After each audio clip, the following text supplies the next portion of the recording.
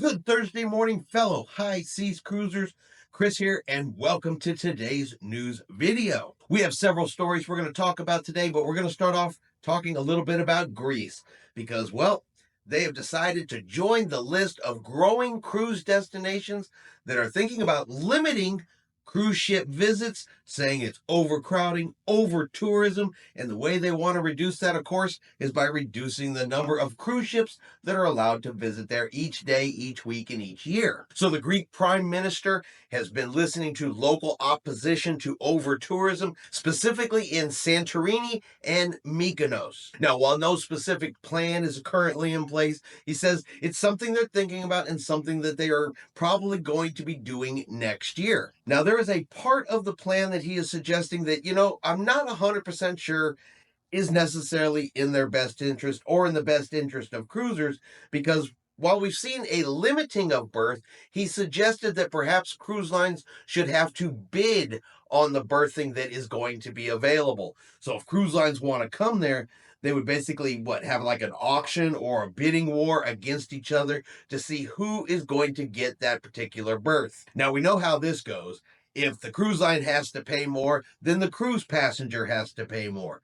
Or the cruise lines will say, well, we don't really want to participate in that, so we're simply going to stop going there. And while I understand that overcrowding is an issue, overcrowding is a problem, people want less tourists necessarily in their towns, on their islands. Any process that's going to involve cruise lines having to bid on berthing, well, I don't know how well that's going to play out for cruise passengers. So the Vancouver Port Authority, they have teamed up with U.S. Customs Border Patrol, and they're going to be putting facial recognition technology and software there in the cruise terminal, this is good news for cruise passengers. The facial recognition systems are in a lot of the cruise terminals already here in the United States, and we all know if you're disembarking on the ship, they simply make it a whole lot faster. You don't have to stand in line, pull out all of your documents, your paperwork's on disembarkation day. You go by, boop, scans your face, matches it up against your existing documents,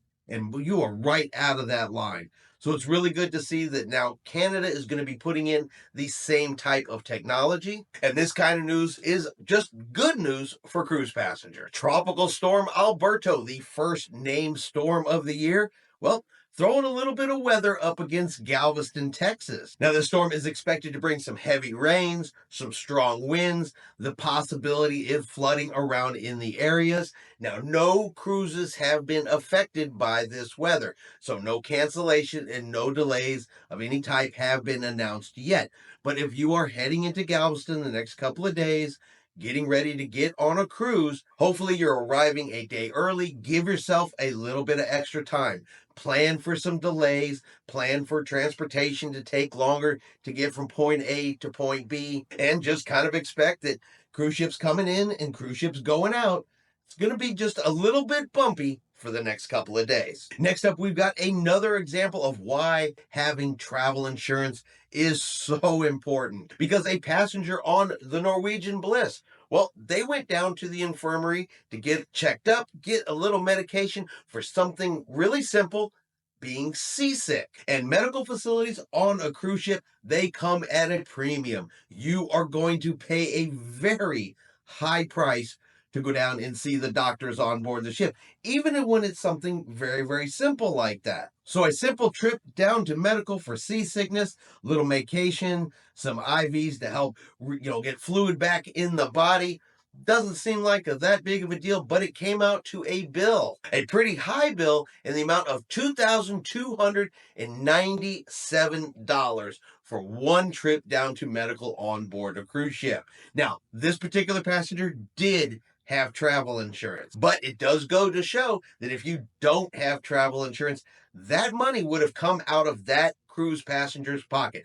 They would have been on the hook for all of that, almost $2,300 just for feeling a little seasick. So just a friendly reminder again of how important travel insurance is. And finally, a little bit more about travel insurance, because I was reading a story about a new travel insurance company that offers a couple of unique items in their policy. Now, I want to say up front, I have not dealt with this travel insurance company. I am not sponsored by them. I am not affiliated with them in any way, shape, or form. This is just a story I read about them. But they do offer a couple of unique items that may be of interest to people taking cruises, because we all know there's some things on cruises that are just out of your control. Weather is out of your control. Delays are out of your control. Missed cruise ports are out of your control. Well, this particular insurance company, well, they're covering some of those things. So they cover missed tours or cruise connections, cruise diversions, cruise disablements, and itinerary changes are all covered items that they offer. So missed tour or cruise connections covers things like unused non-refundable deposits and additional transportation, lodging, and meal costs due to a delay of 3 hours or more for a covered reason causes you to miss your cruise embarkation. Provides compensation if you miss a cruise stop on your itinerary due to weather, natural disaster, or cruise ship mechanical breakdown. Cruise disablement provides you compensation if you are stuck on board a cruise ship for more than 24 hours without food, water, power, or any restroom facilities, i.e. the Carnival Triumph, the infamous poop cruise. And lastly is for itinerary changes. That covers any unused, non-refundable expenses for any activities or events if the cruise line eliminates a port stop or changes your itinerary in a way that prevents you from going to those activities. So for an example, if you say you book third-party shore excursions, of course, if the cruise line changes itinerary, it is now your responsibility to get that money back or to make those changes.